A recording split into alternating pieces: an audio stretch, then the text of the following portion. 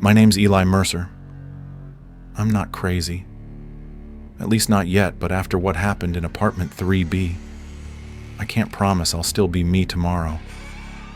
You ever hear stories about haunted houses, cursed objects, shadow people watching you sleep? Yeah.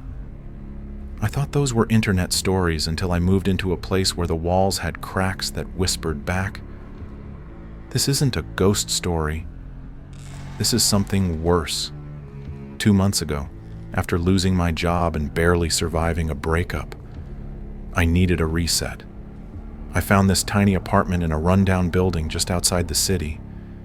It was dirt cheap, no credit check, no questions. The landlord didn't even flinch when I asked about the history. That should have been the first red flag. The place smelled like old wood and mold. The elevator hadn't worked in years. The hallway lights flickered like they were gasping for life. Apartment 3B sat at the end of the corridor, its door swollen, its paint peeling like skin. But it was mine. I told myself I could make it work. I unpacked. I tried to breathe. I told myself I wasn't alone, even when I saw no neighbors. But the silence here wasn't peaceful. It was waiting. Watching. It didn't take long before I heard a soft tapping from the inside wall. Not rats, not pipes, a rhythm. Like something faceless behind the drywall was trying to speak without a mouth. I didn't know then that I had already broken the first rule. Never ignore the tapping at 3:33 If your apartment ever offers silence so complete you can hear your heartbeat, move out. That's not peace. That's a trap waiting to breathe. I wasn't looking for anything fancy, just a place to disappear in. After the layoff and the breakup, all I needed was a door that locked and rent I could afford. Apartment 3B had both. It also had something else. Something I didn't see until it was too late. The building sat at the edge of a dying city block, tucked between a boarded-up laundromat and a liquor store with flickering neon, the kind of place where people vanish and no one files a report. The landlord barely spoke, just handed me the keys with a twitch of his eye and a casual warning. Don't worry about the upstairs. No one's lived there in years. The elevator didn't work. The lights in the hallway stuttered like they were trying to hold on to their last breath. As I dragged my suitcase across warped floorboards, I noticed the way the air changed. Heavier. Still. Like the building was holding something in. Apartment 3B smelled like rain-soaked wood and old dust. There was a mirror in the bathroom already cracked, and a bedroom window that stared directly into a blank brick wall. I told myself it was fine. I needed this. I could live with weird vibes. I unpacked in silence, but it wasn't peaceful. It was the kind of silence that listens. And at the time, I didn't know the most important rule of all. Don't stay where the walls are waiting for you. If a wall ever taps back, it's not asking for attention. It's checking if you're alone. My second night in apartment 3B was the first time I seriously considered sleeping with a knife. Not because of the neighborhood, though the sirens never seemed to stop, but because of the wall. The night started off normal. I microwaved a sad excuse for dinner, scrolled job listings half-heartedly, and passed out with the TV murmuring some late-night sitcom rerun. But then I woke up. 3:33 a.m. Not 3:30. Not 3:35. Dead center.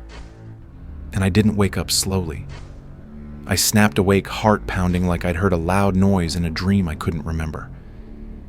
The room was dim, lit only by the small lamp I'd left on. Everything looked the same, except the feeling. The air felt heavier, thicker, like I was breathing inside a bag. Then I heard it. Tap, tap, tap. Soft, precise. From the inside wall next to my bed. Not above, not from the hallway. from the wall, like someone gently drumming with bone-thin fingers right where my head had been. I froze. My body tensed like prey caught in a spotlight. My brain ran 1,000 rational excuses, old pipes, rodents, neighbors. But the problem was, no one lived on the other side of that wall. I checked when I moved in. That wall faced the hallway. It was supposed to be empty, so I did what every person in a horror story shouldn't do. I got up and walked to it. The floor was cold. The lamp flickered once. I placed my hand flat on the wall. The surface was cool. Yes, but not like cold drywall. It felt damp, like breath had been condensing on it from the inside. And under that cold, a throb, a soft, irregular pulse. I leaned in, pressing my ear to the wall. Nothing. And then tap, tap, tap, right where my ear was. I flinched back so hard I almost fell. I stared at the wall like it had just grown eyes. I stood there in silence for what felt like an hour, but probably wasn't more than a minute. Eventually, I backed away, locked my bedroom door. Not that it would help, and lay down again, this time facing the wall. I didn't sleep. I just stared, listening. At 3:45 a.m., it stopped. No more tapping, no more breath, just silence, the kind that feels planned. When morning came, I chalked it up to stress, sleep paralysis, hallucination. I needed it to be fake. But then I walked into the bathroom and saw it, the mirror had fogged over. I hadn't showered, hadn't run hot water, and in the center of that unnatural fog, someone or something had traced a single word with a fingertip. Come. I stared at it for a long time, not because of the message, but because of the handwriting. It looked like mine. I wiped it away, washed my face, splashed cold water on my skin and told myself I was overtired. Then I looked back up. The mirror blinked. I didn't. Just a split-second delay. A glitch in the reflection. But I saw it. My reflection blinked after I did. They say you can't go crazy overnight. But whoever they are, they've never heard breathing coming from inside their walls. After the fogged mirror and the delayed reflection, I started sleeping with all the lights on. Not because it made me feel safer, nothing could, but because I needed something to fight the dark. Anything. For the next few nights, I tried to ignore the tapping. I played white noise, slept with my phone under my pillow, swallowed melatonin like candy. But every night, exactly at 3:33 a.m., I would wake up, not groggy, not slow, snapped awake, heart pounding, air thick like I was underwater. Sometimes the tapping would start immediately. Tap, tap, tap. Sometimes it would wait, like it was listening first. And once I heard breathing. Not mine. It didn't match the rhythm of my chest. It was deeper, slower, right behind the wall. I stopped sleeping altogether. Started staying up, eyes bloodshot, scrolling through ghost forums and Reddit threads about rules, horror, and faceless entities. I wasn't even trying to fix the problem anymore. I just wanted to know if anyone else had survived it. And that's when things got worse. It began to follow me. Not the wall, not the sound, but the feeling. I'd walk into the kitchen and feel like something brushed the back of my neck. Sit on the couch and the shadows would stretch longer than they should.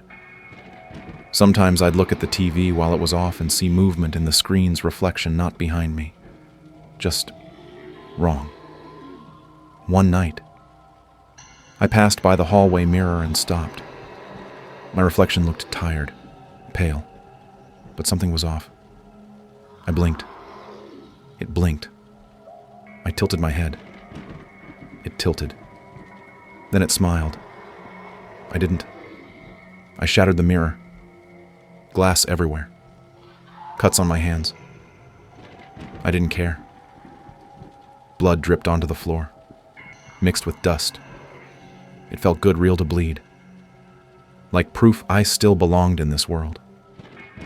But the silence that followed felt like something watching me bleed from the other side of the wall. I taped over the mirror, tossed a sheet over the TV, turned every light in the apartment on. Still. At 3:33 a.m., the tapping came. Sometimes it was louder. Sometimes it came from multiple walls at once. One time it came from the ceiling. Tap, tap, tap. I moved my mattress into the living room.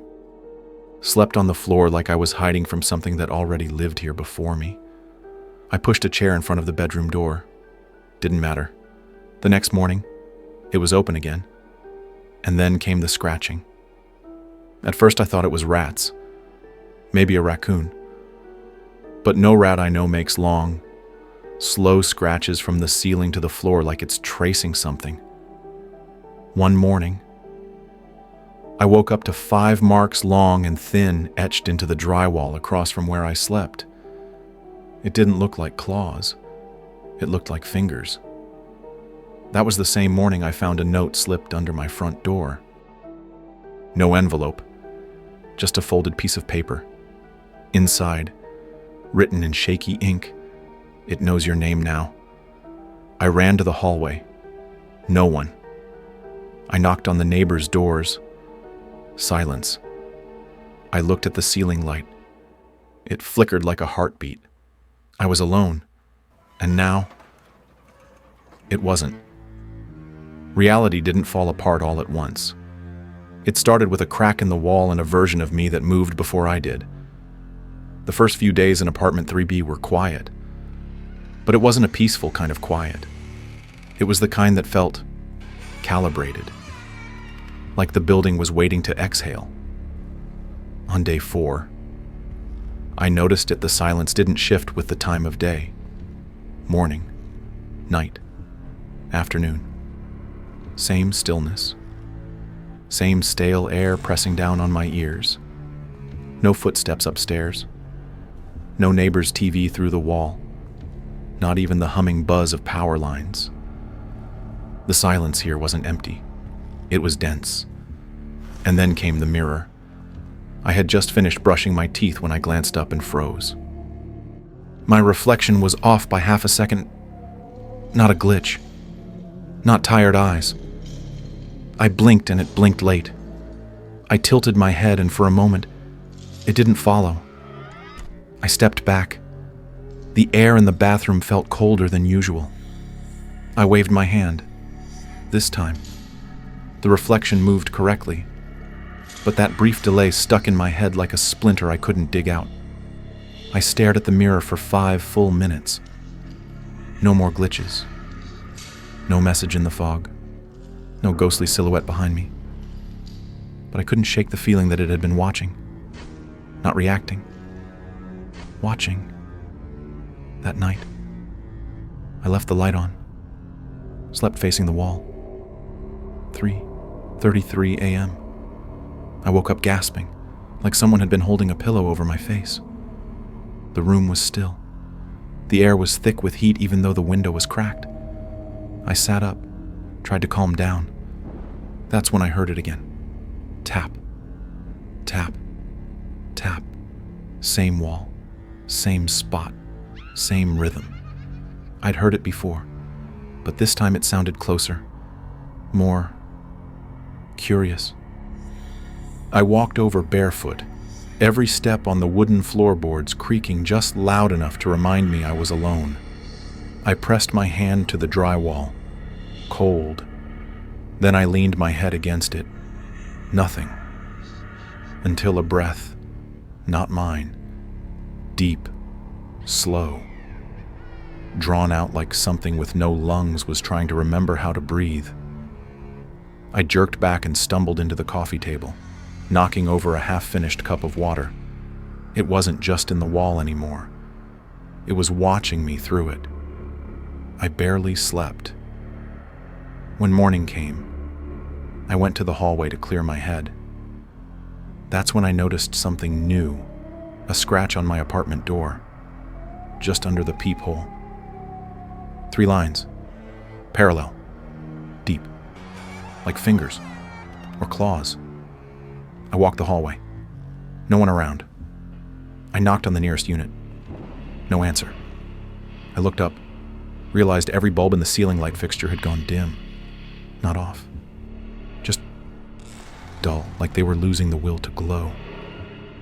Back inside, I found a new crack on the bedroom wall. Tiny. But it hadn't been there yesterday. I touched it. Dry.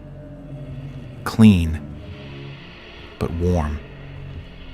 That afternoon, I started writing down everything. Times. Sounds.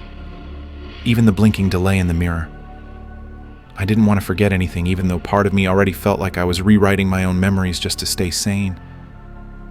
That night, I heard it again. Not the tapping.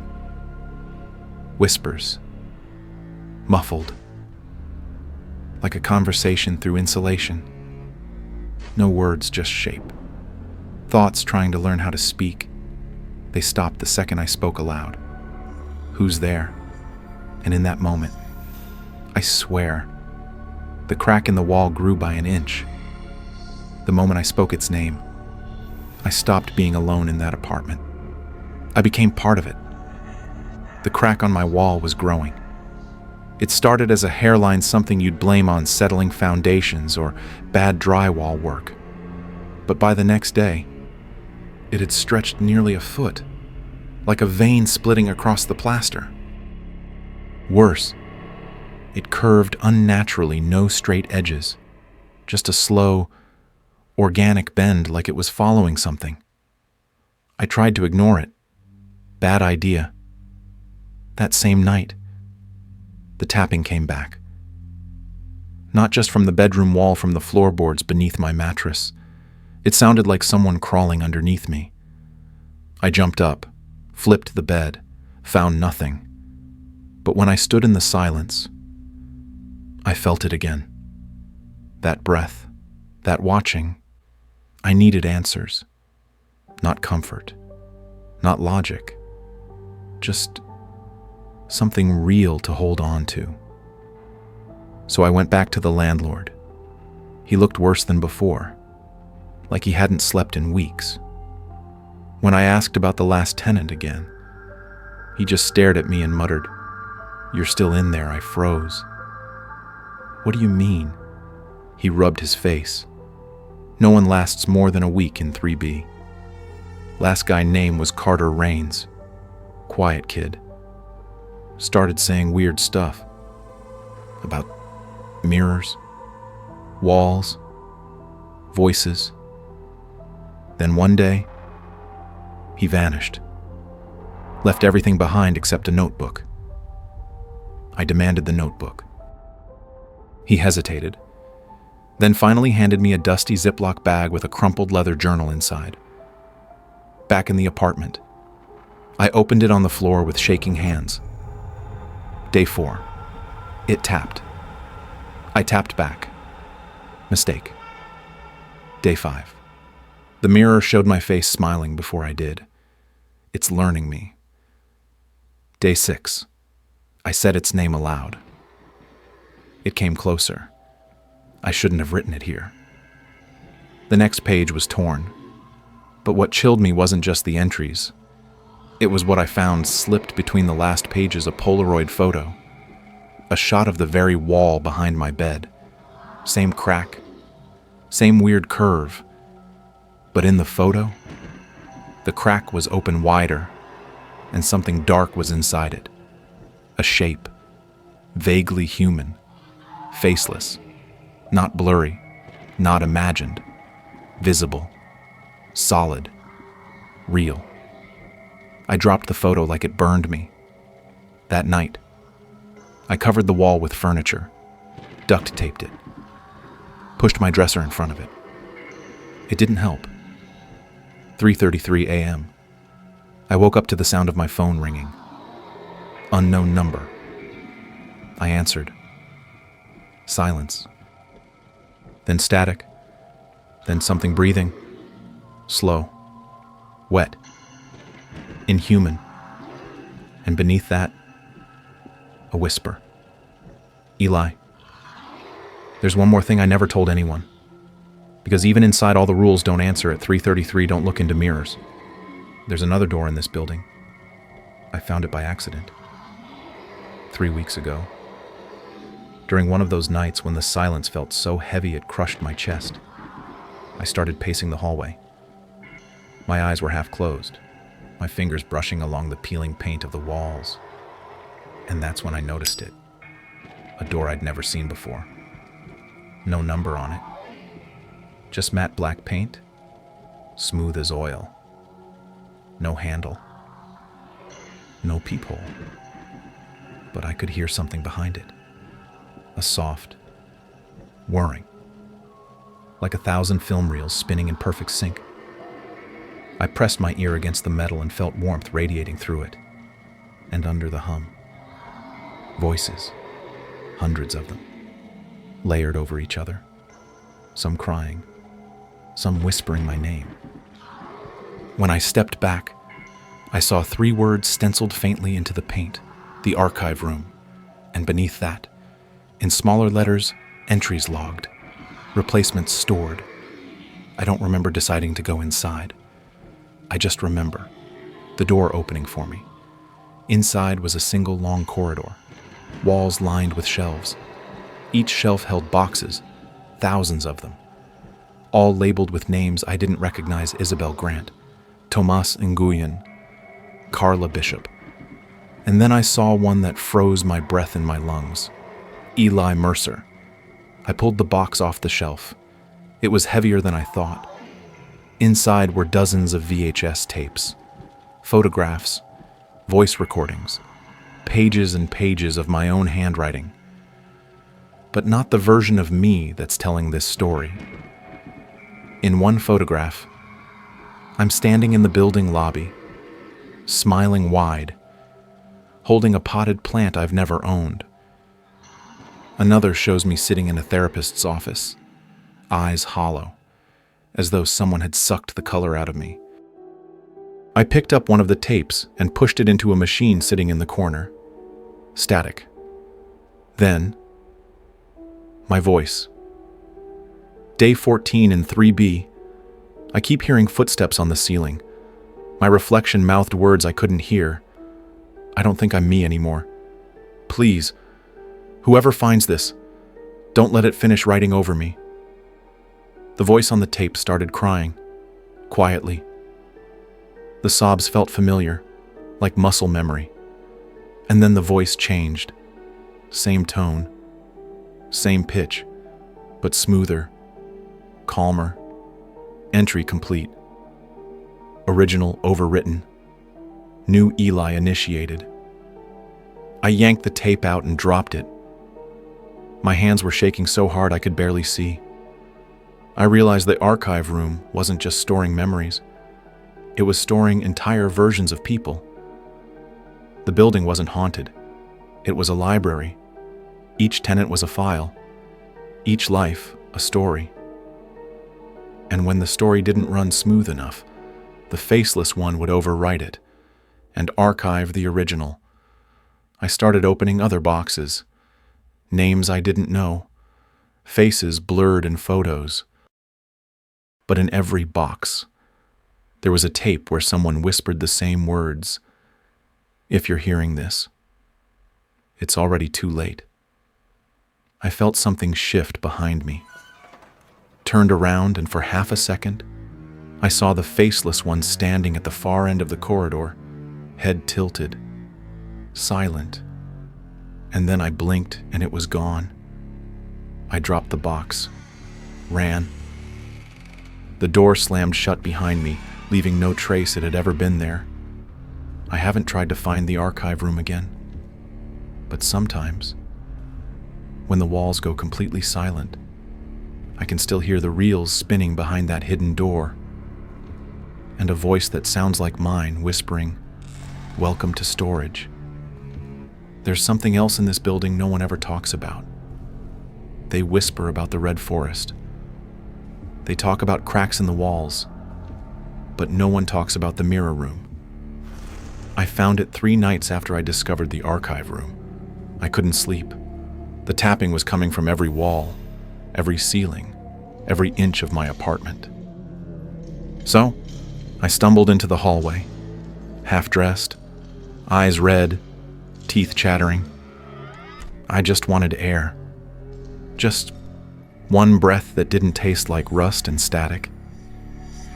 But the hallway stretched longer than it ever had before, like the building was reshaping itself around me. Doors flickered in and out of existence. Numbers melted off brass plates like wax. I started to panic, turning left, then right, only to find the same stretch of corridor repeating again and again. Then I saw it, a silver door. Unlike any other in this place. Smooth, seamless, no lock, no knob. It shimmered as though it was made of liquid metal, rippling every time I blinked. On its surface, faint letters appeared for half a second. 3 words. The mirror room. I don't know why I went inside. Maybe because by then, fear felt pointless. Or maybe because some part of me already knew. It was waiting. When the door slid open, I nearly collapsed. It wasn't a room. It was a chamber. A massive, circular space. And every single inch floor, walls, ceiling was mirrored glass. But they didn't reflect me. At least, not the version of me I was used to. In the mirrors closest to me, I saw myself pale, trembling, clutching my arms to my chest. But further away, in mirrors arcing into the darkness, I saw other versions of me. One was dressed in a suit and tie, smiling at someone I couldn't see. Another was crouched in a corner, eyes wide with terror, hands covered in blood. One stood perfectly still, expression blank, pupils dilated until the eyes were nothing but blackness. And then, one of them moved, not in sync with me, not delayed, completely separate. He stepped closer to the glass, eyes glimmering with the faint red glow that I'd only ever seen in the Red Forest. His lips parted, and for the first time, my own reflection spoke first. "You're still the glitch," he whispered. "The error they haven't erased yet." My breath fogged the glass. I shook my head. "No, I'm the real one." He smiled. And it wasn't cruel, it was pitying. That's what we all thought. Every version, until we learned. The mirror doesn't just reflect, it selects. Behind him, dozens of other Elis stepped closer, pressing their hands against the glass, their faces contorted into sobs, silent screams, twisted grins. Some had bruises. Others bore surgical scars running from ear to ear. One had no eyes at all. My knees buckled. I fell forward, hands slamming against the cold mirror floor. The version of me above me knelt down, gazing directly into my eyes. "You're not the first Eli Mercer," he said. "You're just the latest file. The building chooses who fits best. When you start asking questions, it files you away." My vision blurred. The mirrors began to ripple, and for an instant, I saw a single image echo across every surface, the Faceless One, standing behind each version of me, one hand resting on each of our shoulders, like a puppet master or a curator. I staggered back toward the silver door. The reflections reached out, palms pressed flat against the glass as though trying to escape. Their fingertips left smears of red across the mirrored surface. "We all thought we could win," the other Eli called after me. "We all thought we'd be the one who stayed real." I bolted through the door. The hallway returned to normal the instant it slammed shut behind me.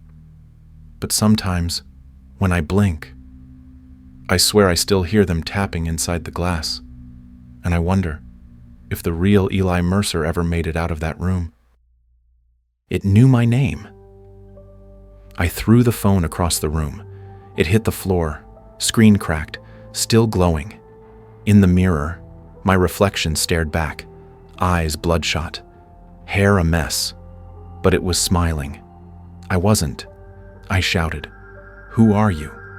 And the crack in the wall grew wider. No wind, no vibration, just growth, like something inside was stretching, flexing, tasting air again. When the nightmare doesn't end after you wake up, it's not a dream, it's a message. I didn't sleep much after the phone call. I couldn't. Every time I closed my eyes, the apartment felt closer, like the walls leaned in, like the air thickened on purpose. But that night, I must have drifted, because I dreamed. And it didn't feel like a dream. I was standing in a forest, but the trees were wrong too red. Not autumn red, not maple leaves, blood red. Every branch twisted upward like claws reaching out of the ground, and the sky above was blank.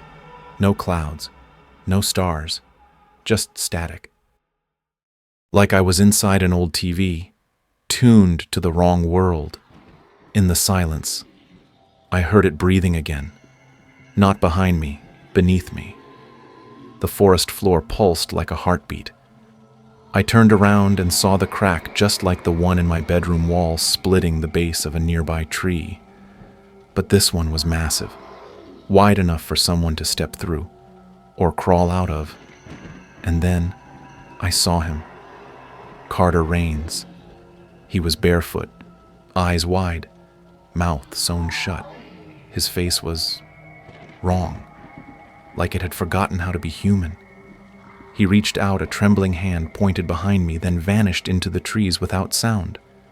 When I turned to look where he pointed, I saw it. The Faceless One, tall, human-shaped, but hollow. Skin like stretched wax. No eyes, no mouth, but still somehow smiling. It didn't move. It just watched. I tried to scream, but the forest absorbed the sound like a sponge. Nothing left my throat. And then I woke up. Except the air in my apartment was still hot and red. The walls were sweating. The crack bigger, alive. On the mirror, there was writing again. Not in fog this time, in something dark, dried, copper-colored. It said, "You saw the forest. Now it sees you." I backed out of the bathroom, nearly tripping over my own feet, grabbed the notebook, flipped to the back cover, and there it was, scratched into the leather like claws had etched it. "Don't dream in 3B. That's when I understood the dreams weren't dreams. They were doors. Every time I closed my eyes, I was giving it space to enter. And now that I had seen the red forest, I was part of its ecosystem, a seed planted in my mind. And worse, I wasn't the only one. That day, I went back to the shelter, looked for Marla, the woman who warned me weeks ago, found her huddled near the window, muttering to herself. I told her about the crack, the dream, Carter. Her eyes locked onto mine like she'd been waiting years to hear it. She whispered, "It marks one per building. Just one. That's the rule. It waits until someone stays long enough. Then it shows them the forest. After that, you belong to it." I asked her how to stop it. She laughed. Quiet. Sad. "You can't. You've already looked too long. I haven't seen my own face in days. Not because I'm scared, but because I'm starting to think it isn't mine anymore. Ever since I saw the red forest, I can't trust mirrors. The bathroom one is still shattered. I've covered every other reflective surface in the apartment: TV, phone screen, microwave door, anything that could bounce an image back at me, because it's not just the delay anymore.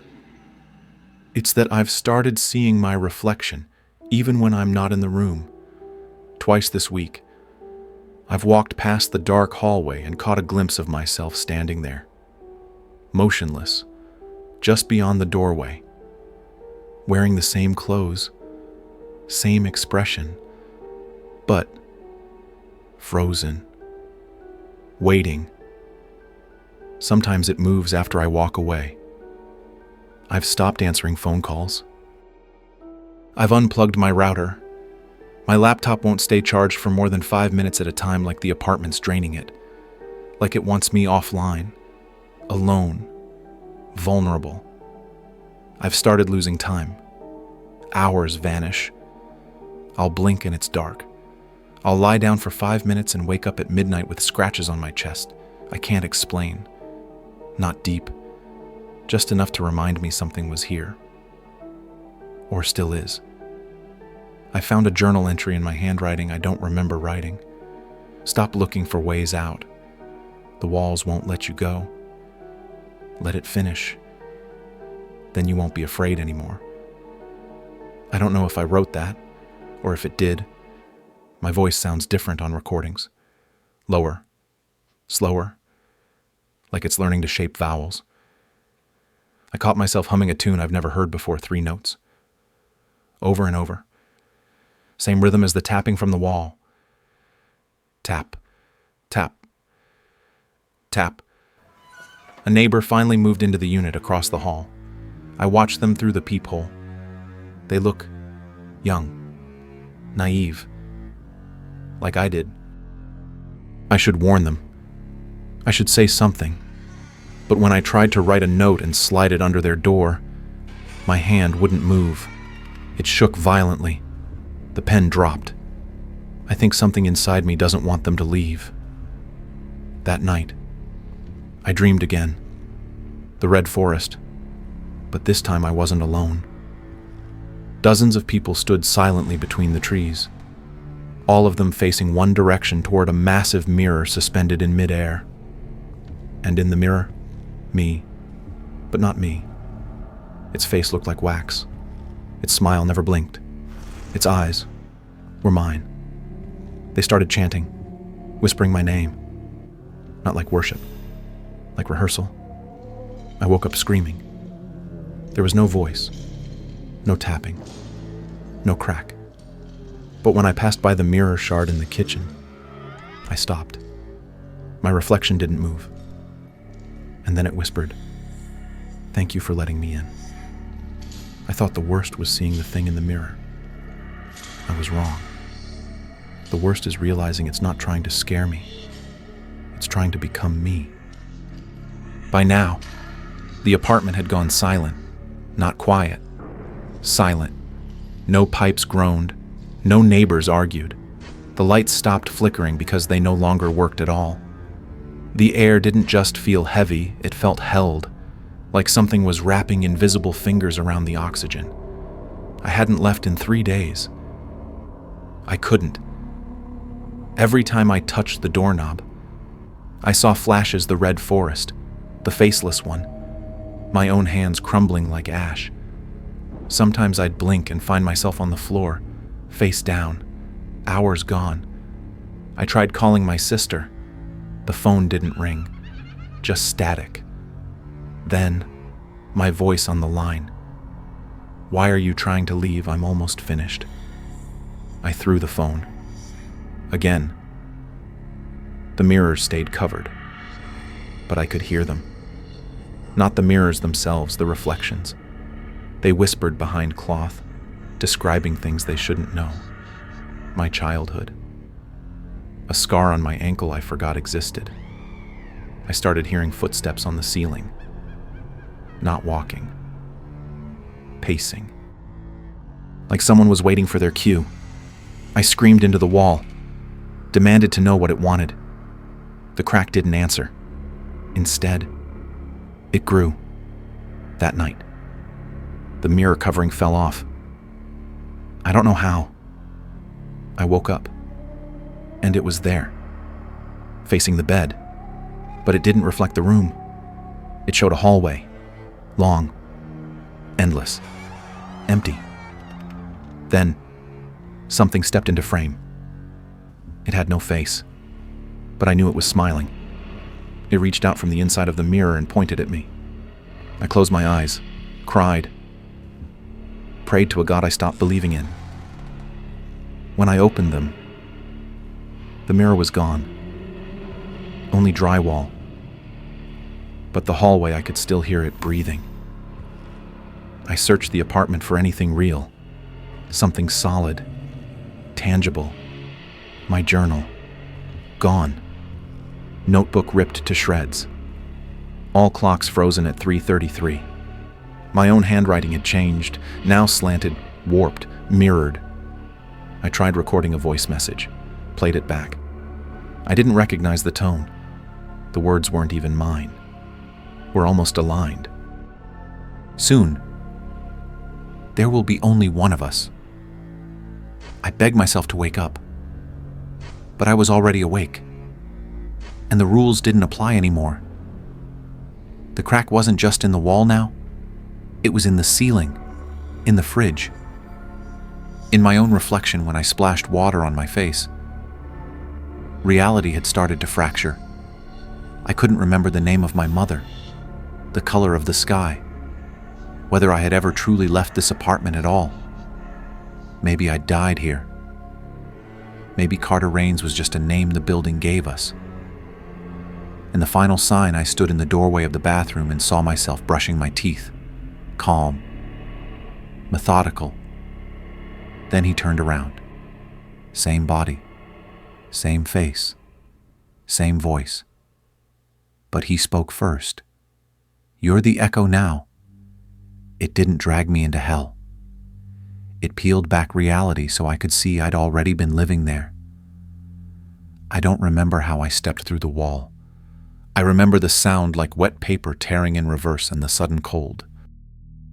I remember reaching toward the crack and seeing my fingers vanish past the drywall as if it were water stretched thin across a doorway. And then I was inside. Not inside the apartment. Inside it. The red forest wasn't a dream anymore. It was real. Every twisted tree glowing faintly like something rotten beneath the bark. The dirt wasn't dirt. It was powdered teeth. The sky bled in every direction. I wasn't alone. Dozens, maybe hundreds, stood between the trees. People with blurred faces, twitching limbs, mouths sewn shut. Some were naked. Some wore hospital gowns. Others looked just like me. Exactly like me. I tried to speak. No sound came. The forest doesn't allow lies. Not even comforting ones. And then he appeared. The Faceless One. He didn't walk. He unfolded. Towering. Human in shape only. Like the echo of someone forgotten long ago. Skin pale like wax left out too long. Arms too long. Head tilted as if listening through dimensions. He didn't move toward me. He moved into me. Suddenly I was back in my apartment sitting in the bathtub, fully dressed. Water up to my chest, hands trembling. But I wasn't alone. My own reflection sat across from me. In the water. He smiled. I waited patiently. You looked away long enough. I screamed, swung my arm through him. Water splashed, but the reflection remained dry, untouched, laughing, and in his eyes, I saw the truth. There was never just one version of me. There were layers like film, like reflection, like masks, and the apartment it collects. Each tenant, each fear, each moment of silence, stored and worn, replayed, rewritten. I fell backward, gasping, choking on water that tasted like rust and ash. My hands, my real hands had begun to flicker. glitching. I wasn't syncing with myself anymore. I heard Carter's voice, not aloud inside me. You get one moment, one question. Ask carefully. So I asked, "What are you?" And the Faceless One answered not with words, but with understanding. I am the version of you that always wanted to stay. I am the silence you fed. I am the face that waited when you looked away. I don't need to be real. I just need to be remembered.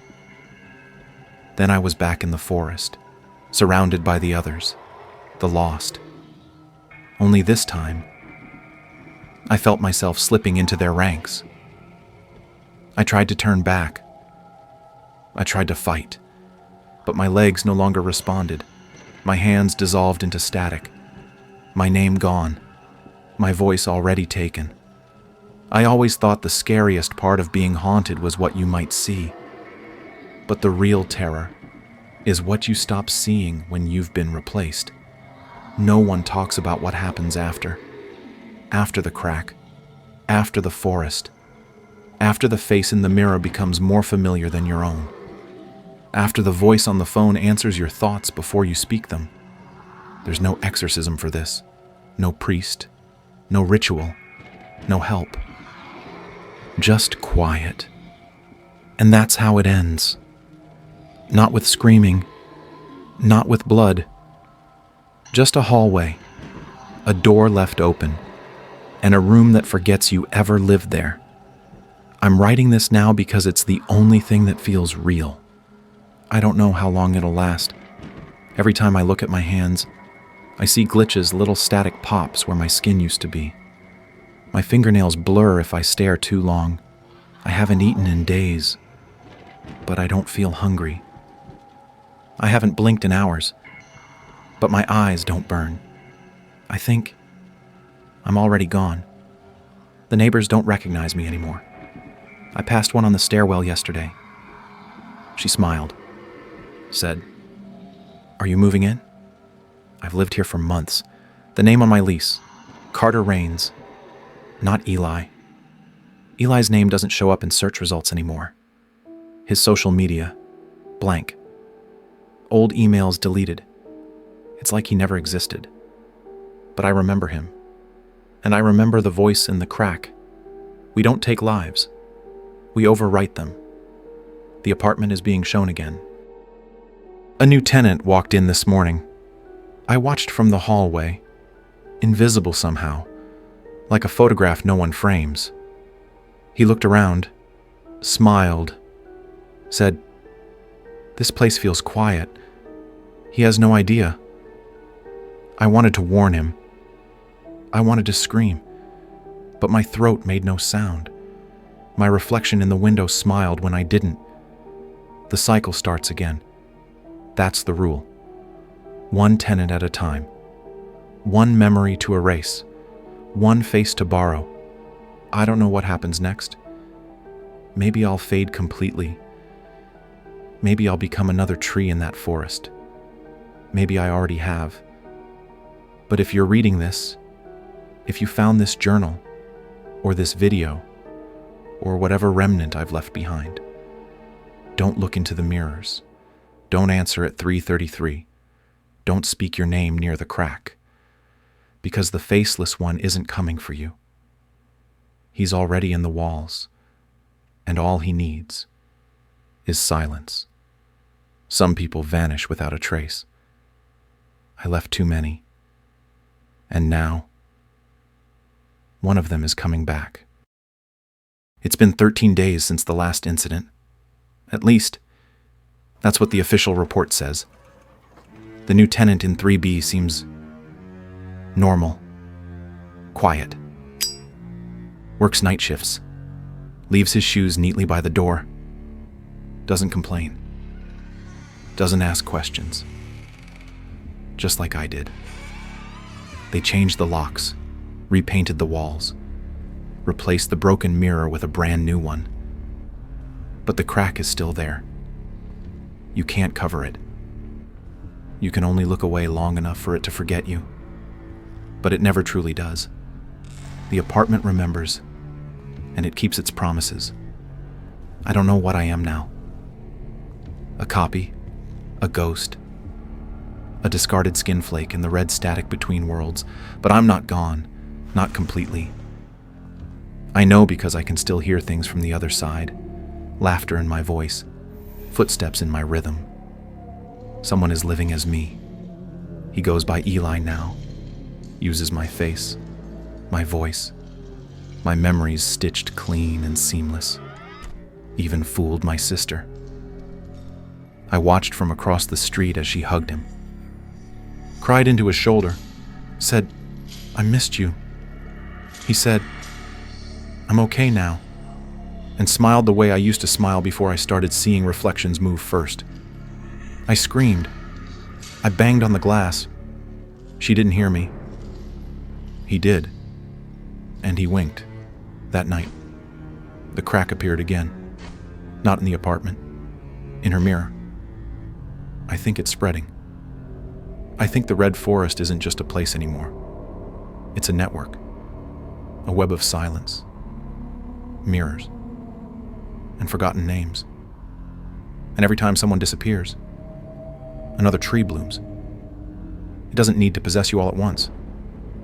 It just needs you to accept that maybe, just maybe, you were never real to begin with. And if you let that thought sit long enough, it takes root. I've seen others, caught glimpses of faces I recognize in crowds, half-formed versions, blank expressions, people who stop in front of mirrors too long, people who answer the phone even though it never rings. We're not alone. We never were. Somewhere in the city, someone else is feeling it now. The static, the delay, the dream they can't wake from. They'll write it off as anxiety, dehydration, stress, until the wall breathes back. I want to warn them, but I don't know if I'm even allowed to speak anymore. All I can do is leave this message buried, corrupted, half erased like a dream you forget the second you open your eyes. The scariest thing isn't realizing you're being watched. It's realizing the one watching is a better version of you because he remembers things you don't. I woke up on the bathroom floor again.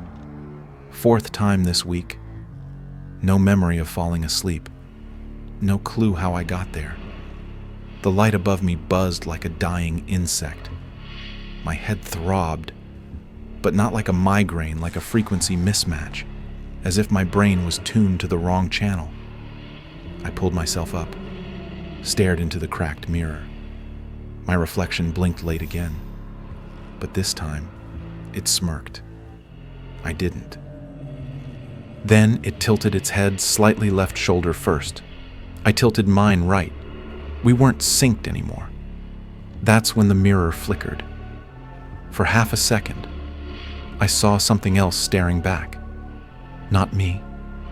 Not a monster. Something in between. A version of me with emptier eyes, a cleaner smile, like it had practiced being human. And then the lights went out. No power surge, no storm, just black. Except for the hallway. The door to my bedroom stood wide open, spilling pale red light from within.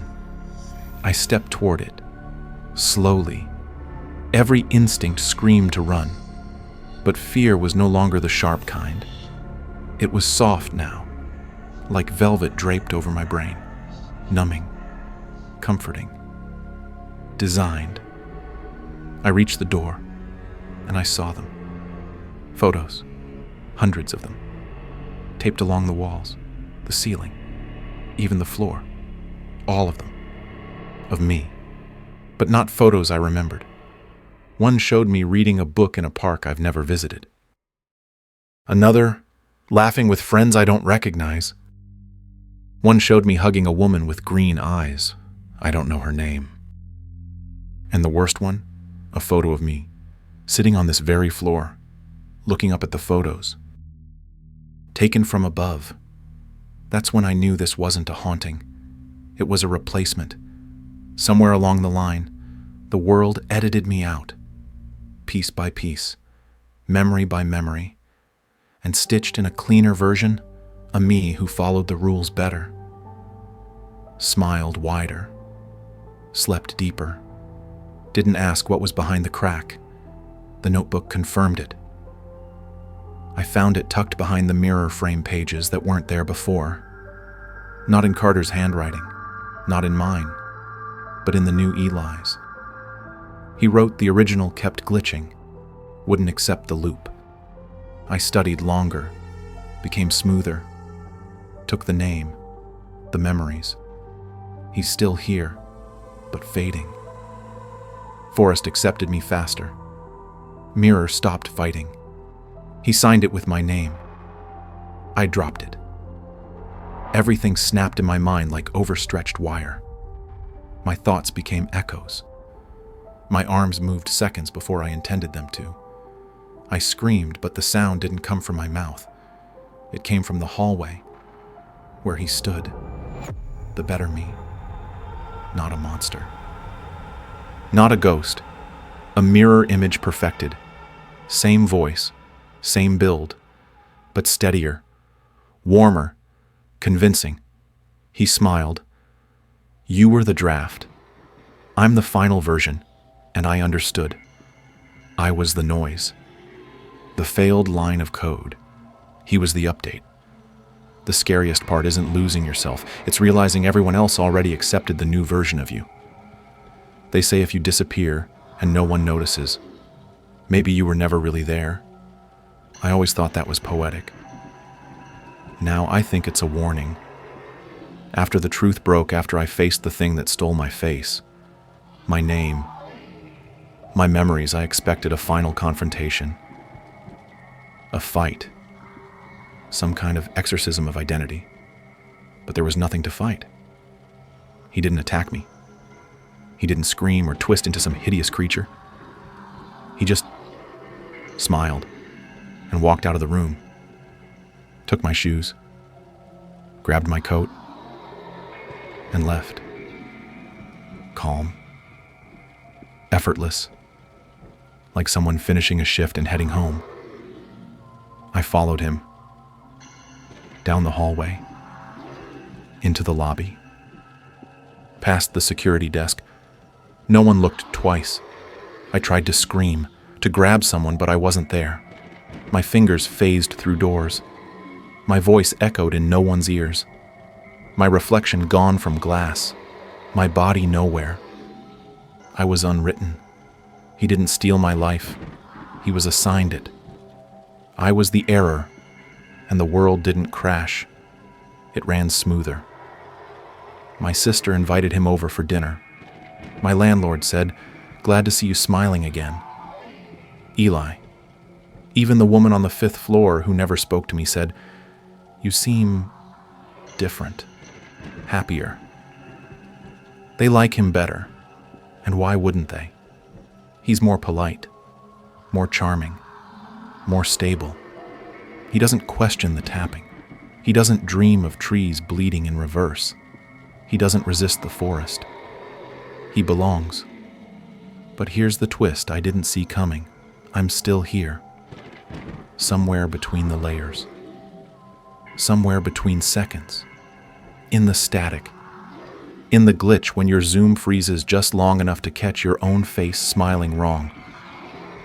In that half-second delay when your reflection blinks after you. In the silence after the 3:33 a.m. tap that you convince yourself was the wind. I'm not a ghost. I'm a warning. And I'm not alone. There are others flickering between frames, stitched behind reality like bad edits in a memory reel. All of us originals, overwritten. We remember the first version of the rules. We remember that the forest didn't used to bleed. We remember our names, even if the world doesn't. The red forest grows every time someone forgets. Every time someone scrolls past a face and says, "I know them from somewhere," but can't place it. You don't vanish in an instant. You dissolve slowly, replaced by someone better, cleaner, more agreeable, someone who doesn't ask what's behind the mirror. So if you're still you, really you look in the mirror tonight. Stare long enough. Don't look away when it smiles first. Don't answer if it says your name. Because once you do, if your reflection ever does something before you do, don't flinch. That's how it gets in. I used to think mirrors were neutral, that they just copied what we gave them. Now I know better. They're windows, soft glass doors, and sometimes they open from the inside. You can ignore the tapping. You can avoid the hallway light. You can unplug your electronics and convince yourself the static is just interference. But the mirror, you have to look eventually, and that's when it learns your rhythm. I don't know how long I've been here. I don't sleep anymore. Don't need to. I drift between places now, between reflections, between versions. Sometimes I end up in a bathroom I don't recognize. A stranger brushing their teeth, unaware. Sometimes I scream. Sometimes they look up just for a moment, then forget. One of them paused last night, a man in his 40s, looked directly into the mirror and said aloud, "I don't remember buying this shirt." Then he smiled, even though his mouth hadn't moved.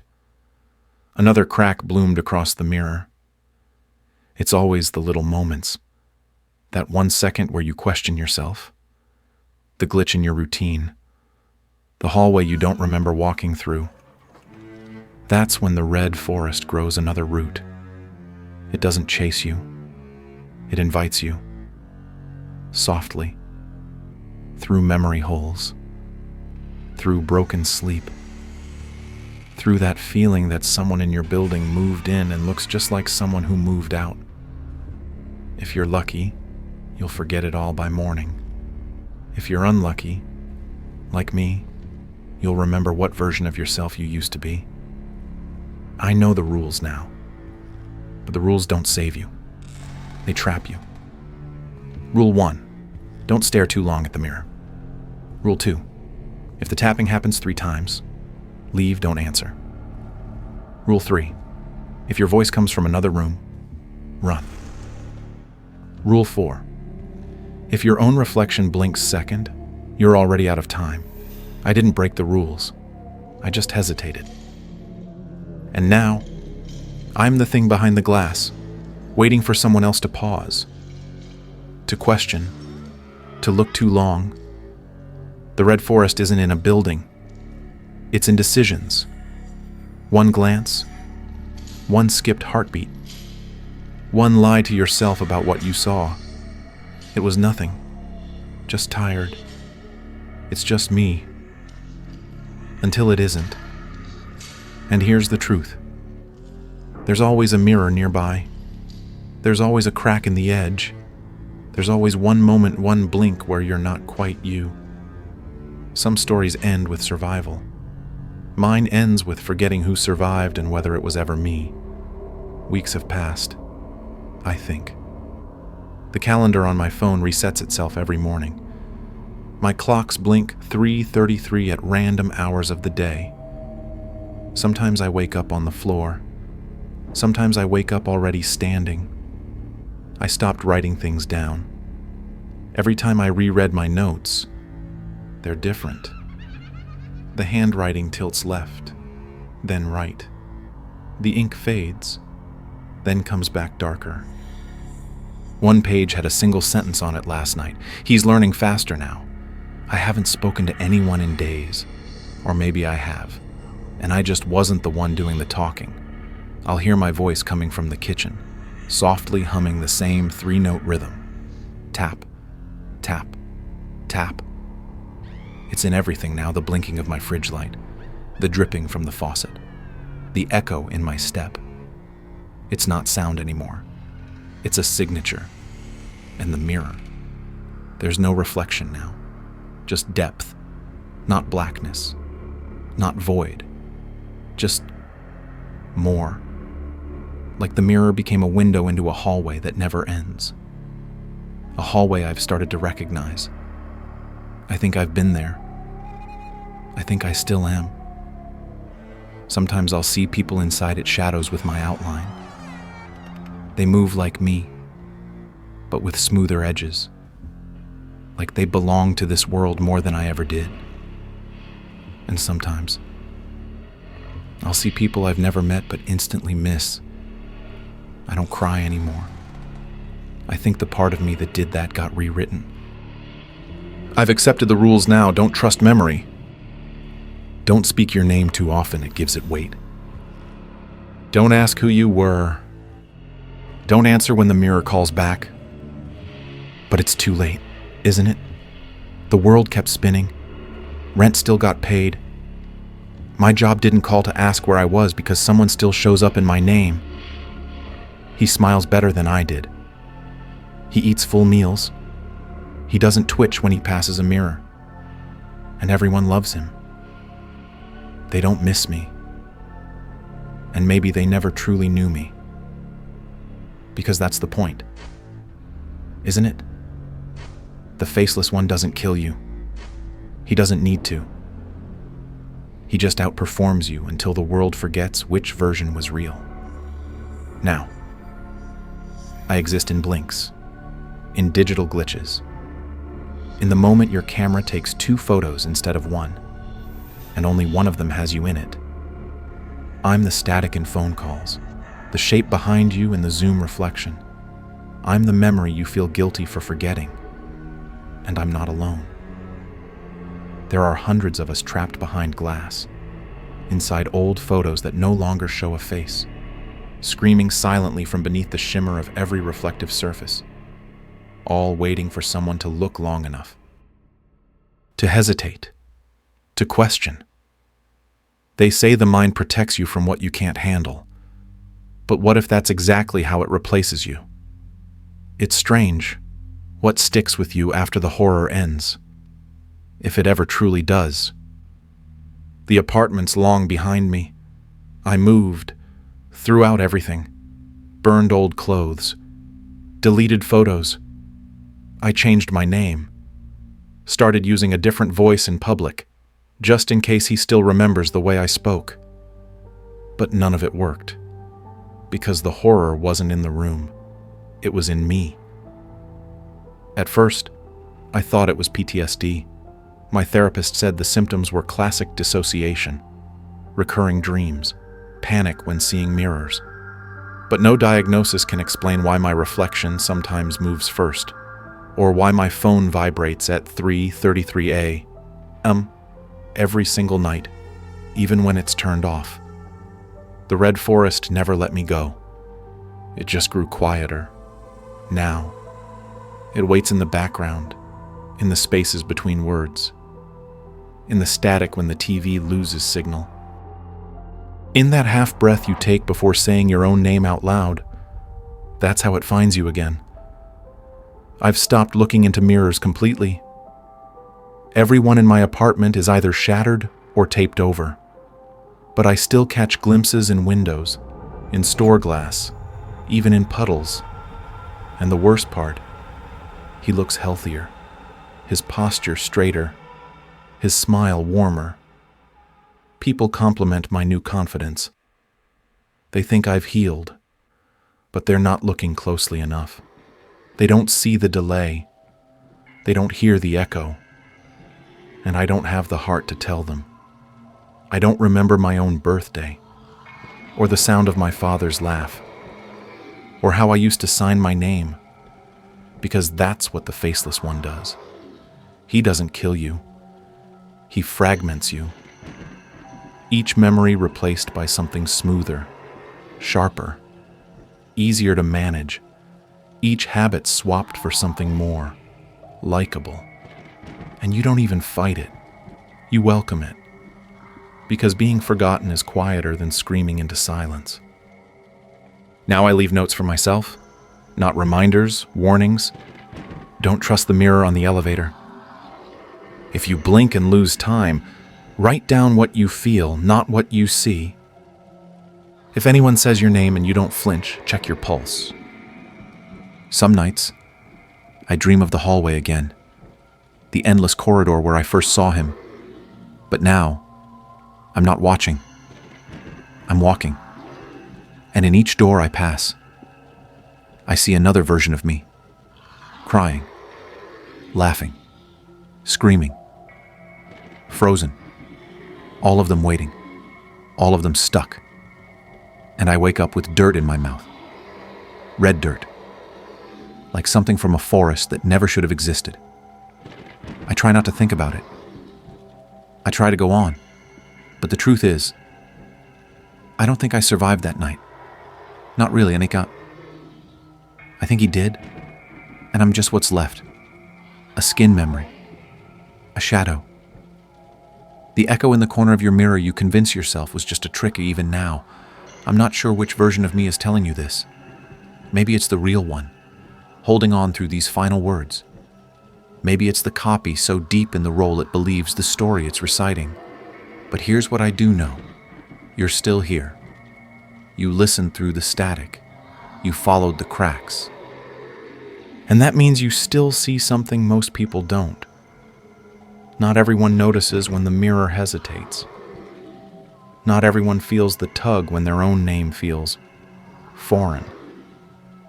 But you did. That's your edge. Because maybe the real horror wasn't the faceless one at all. Maybe it's realizing just how easy it is to become someone else without even noticing you changed. If this story made you question reality, pause at your own reflection, or even check the time just to be sure, then maybe it's already doing its job. So here's your next step. Leave a comment, not just to say you were here, but to prove you still are. Save this video.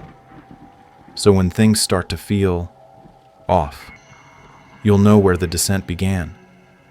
Subscribe because next time, we go deeper. And when the mirrors start whispering back, you'll want to know what they're really saying.